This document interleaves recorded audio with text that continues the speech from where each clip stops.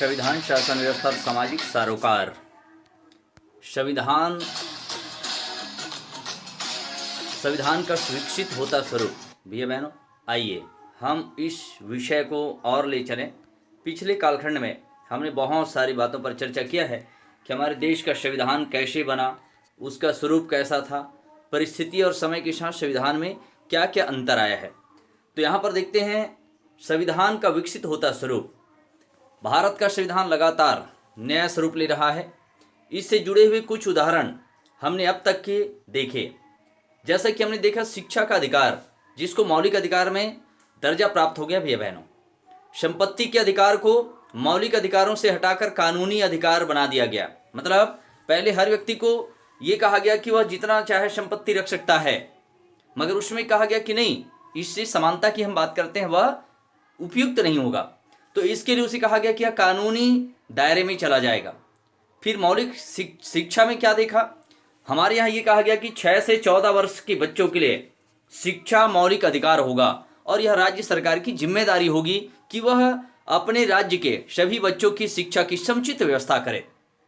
संविधान में बदलाव को संविधान संशोधन कहते हैं। अर्थात परिस्थितियां और समय के साथ हमारे संविधान में भी संशोधन और परिवर्तन होते गया। भैया बहन, तो संविधान में संशोधन संसद के द्वारा किए जाते हैं। हमारे देश का संसद, मैंने बताया था, लोकसभा, राज्यसभा और राष्ट्रपति से मिलकर हमारे देश का संसद बनता है। तो जैसे जैसे समय परिस्थितियां बदलती गई है, हमारे देश के संविधान में भी परिवर्तन होते गया है। संविधान में विकसित होते स्वरूप को हम और भी कुछ उदाहरण से समझने का प्रयास करते हैं। भैया बहनों, तो इसमें हमने देखा 1976 में संविधान में कई बदलाव किए गए हैं। प्रस्ताव में समाजवादी और पंथ निरपेक्ष शब्द जोड़े गए। समाजवादी शब्द को जोड़ करके यह स्पष्ट किया गया है कि सरकार भारत के लोगों की समानता के लिए प्रयास करती रहेगी। पंथ निरपेक्ष शब्द को जोड़कर स्पष्ट कर दिया गया कि राज्य में धर्म के आधार पर किसी भी प्रकार से भेदभाव नहीं होगा, चाहे वह किसी भी धर्म का, किसी भी जाति का, किसी भी संप्रदाय का या किसी भी ईश्वर को या भगवान को मानने वाला हो, उसके साथ उन नागरिकों के साथ किसी प्रकार से दुर्व्यवहार नहीं होगा। हालांकि पहले भी शासन में यह मूल्यों को शामिल किया गया था। 1976 में संशोधन में इसमें संविधान में एक स्थान इसको प्राप्त हुआ है और इस प्रकार हम देखते हैं कि संविधान में राज्य द्वारा निःशुल्क कानूनी सहायता की व्यवस्था की गई है। समाज के आर्थिक रूप से कमजोर वर्ग को न्यायालय में आज जाने का अधिकार प्राप्त है। भैया बहनों, अर्थात वहां पर सरकारी वकील होंगे और जो व्यक्ति जिनको न्याय नहीं मिल पा रहा है, भैया बहनों, वह क्या कर सकता है, वह जाकर के सरकारी वकील के माध्यम से अपनी बात अदालत में रख सकता है, वह अपने न्याय के लिए लड़ सकता है। तो इस तरीके से हमने देखा समय के साथ समाज का स्वरूप बदलता गया, फिर उसके नियम कानून बदलते गए और हमारे संविधान में संशोधन होता गया। वैसे ही हम देखते हैं मजदूरों के बारे में। हमारे यहाँ मजदूरों का मनमाने ढंग से शोषण होता था। काम ज़्यादा लेना, सुबह से लेकर रात्रि तक काम कराना, फिर उनके वेतन, उनका जो मेहनताना है वो कम दिया जाता था। तो इस तरीके से क्या हुआ, बोले नहीं, मजदूरों का शोषण हो रहा है तो उसको मुक्त कराने के लिए, सामाजिक न्याय प्रदान करने के लिए कल कारखानों में प्रबंधन में मजदूरों की भागीदारी सुनिश्चित करने के लिए एक क्रांतिकारी कदम उठाया गया और उसमें काम के समय निर्धारित किए गए, न्यूनतम वेतन उसको कितना मिले, मजदूरी कितना मिले, इस प्रकार से संविधान में संशोधन किया गया। इसी प्रकार भैया बहनों 1992 में संविधान में एक और बदलाव किया गया। अब तक के संविधान में शक्तियों का वितरण केंद्र और राज्य सरकारों में बांट दिया गया था, परंतु 74वें संशोधन में क्या जोड़ दिया गया, तो यहां पर देखा गया कि ग्रामीण स्थानीय शासन के लिए पंचायती राज व्यवस्था और शहरी स्थानीय शासन के लिए शहरी निकायों की व्यवस्था कर दी गई और हमारे देश के संविधान में इसे जोड़ दिया गया कि हमारे भारत में केंद्र सरकार, राज्य सरकार और पंचायती राज 3 स्तर पर शक्तियों का बंटवारा होगा और ये तीनों मिलकर हमारे देश का संचालन करेंगे।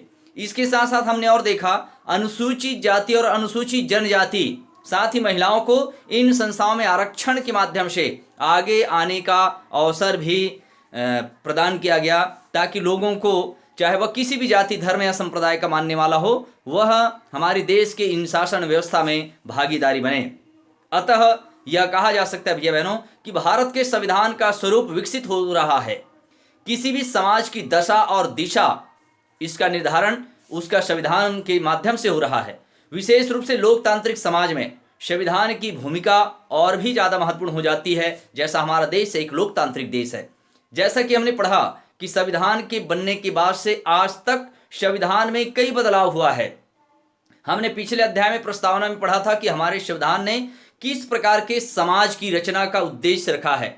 संविधान में हुए बदलाव इन्हीं उद्देश्यों की तरफ बढ़ने के लिए किए गए हैं। आज समाज का स्वरूप जैसे जैसे बदलता गया है, हमारे संविधान में जरूरत के आधार पर उसमें परिवर्तन किया गया। भैया बहनों, 1989 में मताधिकार की आयु 21 वर्ष, इसके पहले तक हमारे देश में मताधिकार जो 21 वर्ष के भैया बहन हैं, लड़के लड़कियां, महिला पुरुष हैं, उनको वोट देने का अधिकार था। मगर इसमें संशोधन करके बदला गया और अब क्या हो गया है, तो हमारे यहाँ कहा गया कि 18 वर्ष या 18 वर्ष से अधिक आयु की महिला व पुरुष को वोट देने का अधिकार है और न्यायपूर्ण क्षमता युक्त समाज की रचना के लिए सभी नागरिकों को एक सक्रिय नागरिक के रूप में अपना योगदान देने का अधिकार है।